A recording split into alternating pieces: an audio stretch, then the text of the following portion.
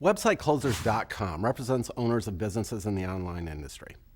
As a boutique brokerage focused on representing sellers of internet and digital businesses, we have noticed that during the process of the sale, there is a never-ending flow of issues requiring answers.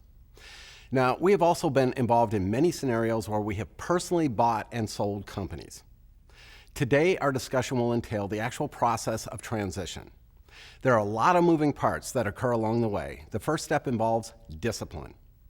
Oftentimes, we work with people who, during the process of looking for a business, have a lot of time on their hands. They are either in between engagements or working for a company on a 9-to-5 basis with the idea of jumping into business ownership. Either way, you need to prepare for the challenge you are about to undertake. As you first begin your journey, the first week will feel overwhelming. There's a lot to learn, and a normal person will feel an overload of information streaming through their mind. This is to be expected and not to be feared. Each week during your training period, you will absorb more and more of what you're going to need to learn, and you'll begin to pick up more and more on the process that matters and what's happening around you. As an example, the last time I purchased a company, it was focused on the advertising sector. I had no knowledge or previous experience with this industry, but found it interesting and worth looking into as an investment. The first few days of training, I felt lost. The seller was experiencing health issues and only able to train for a few hours per day. During those first few days, there was a disconnect regarding the ideas and strategies I had intended to employ.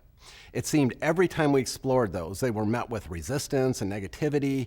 The logic in the answers I received for my ideas and why they would not work seemed to be missing.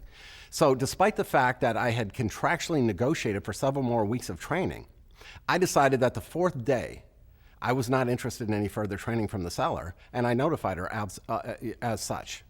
Now, I told her going forward that if I had any questions, I would give her a call. But I thought that in my situation, I had 15 employees who all knew their positions well. I decided that I would learn faster by working directly with each of these employees and training with them and learning what they did and what their thoughts are in more of a piecemeal fashion. So at the end of this training of working with each employee, I realized that I did not have the capability of learning, within a reasonable time period, the tasks that they were performing. As an example, one position was a graphic design person. Now, my fear, of course, was that she would quit. So who would fill in to keep the machine running? Now, in order to mitigate the risk, I decided to take out an ad for that position and see what the response was. The amount of applicants assured me that there would be no lapse in production in the event that something went wrong. Now, the direction I'm coming from in today's missive is that things may not go as planned. And you need to be nimble and creative in your approach to your integration into the new company. Expect long hours in the beginning. Expect to be overwhelmed with just complete data overload. And remember that being successful means being savvy, organized, shrewd, and above all, prepared for the disasters that inevitably will come. Now, as you conquer those, each one of those occurrences, you're gonna realize that they seemed a lot worse than they really were when they happened. Now, for more information about us, give us a call at 800-251-1559 or visit our website at websiteclosers.com. You can also learn more about the process of selling or buying a business through our videos at youtube.com. Just type in Website Closers. Thank you for listening.